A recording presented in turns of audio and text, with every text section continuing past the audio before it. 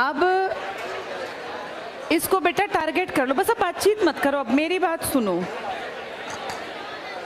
बेटा, अब बातचीत बंद कर दे। अब अपना सारा फोकस रखना कि हम इसको कैसे पास कर लें। देखो दिल्ली पुलिस ना बाकी सबका भी बेस ही है, ऐसा नहीं कि काम नहीं आएगा। जो दिल्ली पुलिस का पेपर पास कर लेगा उसका एसएससी के 3 सब्जेक्ट, इनफैक्ट 4 सब्जेक्ट तैयार हो गए ना, बस एक आधा इंग्लिश हिंदी तो एक्स्ट्रा है, अदरवाइज देखा जाए तो इसमें सब कुछ तो वही है। दिल्ली पुलिस की एक खास बात क्या है, एक तो बहुत बड़े पैमाने पे नौकरियां आई हैं। इतनी नौकरी पिछले 3-4 साल से दिल्ली पुलिस में नहीं निकली थी, पेंडेमिक के बाद पहली बार। कितनी थी ये? 75-47, इतनी टोटल वैकेंसी रेयर दिखती हैं, नहीं तो आती हैं 1000, 1200, 1500, 1800, 2000। 7500 वैकेंसी आना अपने आप में बहुत बड़ा एक पॉजिटिव पॉइंट है। इसको चाहे इलेक्शन कह लो, कुछ भी कह लो, हमें क्या फ़र्क पड़ता है, हमें तो नौकरी से मतलब है, तो ये पॉजिटिव चीज़ है। लेकिन दिल्ली पुलिस का पिछला मेरा जो अनुभव था, क्योंकि पेपर बहुत ज़्यादा लोग भरेंगे और बहुत ज़्यादा होने के कारण पेपर के क्वेश्चन ज़्यादा पेपर सेट होंगे, इसी चक्कर में पिछली बार पता है क्या रहा, जो क्वेश्चन पेपर आए ना वो अलग अलग लेवल के आए। 3 दिन लगातार पेपर चले थे और 2-2, 3-3 शिफ्ट में। तो किसी पेपर में क्या मिला, खासकर जीके में बहुत वेरिएशन था, बहुत ज़्यादा। किसी में तो लगभग सारा स्टैटिक जीके आ गया, जिसमें वो प्रथम रेल और इस टाइप के ऐसे क्वेश्चन जो रटने वाले हैं।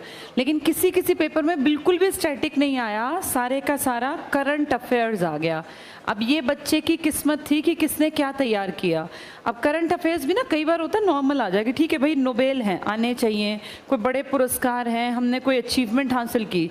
लेकिन उस साल के, ये बात हो गई कम से कम 4-5 साल पुरानी, इतने बकवास करंट अफेयर्स थे जो कि गूगल पे भी सर्च करने पे मिले नहीं एग्जैक्टली, मतलब इतनी ख़राब तरीके से जिसने भी डिज़ाइन किया पेपर।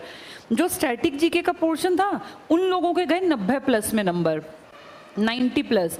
और जो बेचारे ये करंट अफेयर्स जो इतना टफ था, जो तैयार कोई कर ही नहीं सकता उसको कि भाई कहाँ से तैयार करें, उन लोगों के बेचारों के 60-55 इतने पे अटक गए। तो यहाँ जो वेरिएशन आता है ना, ये फंसवा देता है। अब ये लक फैक्टर है कि 3 दिन पेपर चलेंगे, 4 दिन चलेंगे, तुम्हारा किस शिफ्ट में होगा। तुम्हारी शिफ्ट में स्टैटिक जी के आएगा, करंट। अब ये हाथ में तो किसी के में है नहीं, इसलिए हम सबको सब कुछ पढ़ लेना चाहिए। और अगर पेपर फिर भी बहुत ज़्यादा टफ आ जाए तो ये सोचना तुमने नहीं पढ़ा तो किसी ने नहीं पढ़ा, और कोई कहाँ से पढ़ेगा, किताब से ही पढ़ सकते हैं ना। अपनी तरफ से बेस्ट कर लेना, उसके बाद आगे तुम्हारा लक फैक्टर कि तुम्हें कैसा पेपर मिला। लेकिन ये बहुत रिस्की है, जितना मुझे लगता है, जितना मैंने अब तक एनालाइज किया। 50 नंबर का आता है, पर इसका ये नहीं पता कि किस पैटर्न पे आएगा एग्जैक्टली। कई बार ऐसा होता है साइंस बहुत ज़्यादा, कई बार साइंस का सिंगल क्वेश्चन नहीं देते। अब उनके ना देने में क्या, हमें तो याद करना पड़ेगा ना, सारी फिजिक्स केमिस्ट्री बायो तैयार करके जानी पड़ेगी। इसीलिए इसके ऊपर बहुत ज़्यादा पागलों की तरह टाइम वेस्ट मत करना। ये हो सकता है इतना टफ आए कि तुम्हें कुछ ना आए, और हो सकता है ये इतना अच्छा है कि तुम्हें बहुत कुछ आता हो सकता है ये मिला जुला आ जाए। इसलिए सुबह परिमल सर वाली बात ना हमेशा याद रखना, मैथ्स और रीजनिंग इनके नंबर ना कटें। ये अब तक दिल्ली पुलिस में या दिल्ली के एग्जाम्स में अजूबा नहीं आया। हरियाणा की कोई गारंटी किसी चीज़ की नहीं है, यहाँ मैथ्स भी ऐसा दे देंगे कि देख के समझ ना आए मैथ्स है कि कंप्यूटर है। ऐसा हुआ था ना HSC में, ऐसा हुआ था। एक पेपर सच में ऐसा था, उसके टर्म पढ़ के पता नहीं चला कि ये क्वेश्चन मैथ्स का है या कंप्यूटर का, क्योंकि उसमें बहुत हायर ग्रेड का कंप्यूटर साइंस के क्वेश्चन पूछे हुए थे। लेकिन दिल्ली में अब तक ऐसी घटिया हरकत हमने देखी नहीं है। तो इन दोनों के नंबर हैं पक्के बराबर, इनमें ज़्यादा नंबर ले लेना, इनको टीचर्स के साथ साथ कर लेना, थोड़ा बहुत करो तो कर लेना एक्स्ट्रा।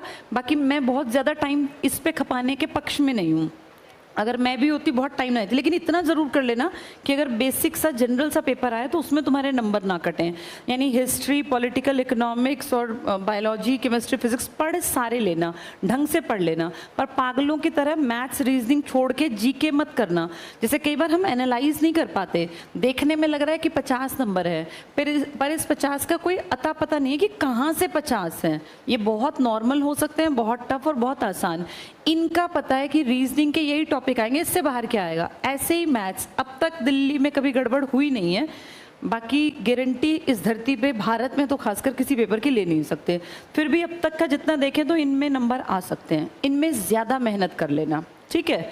चलो हम मिडिवल इंडिया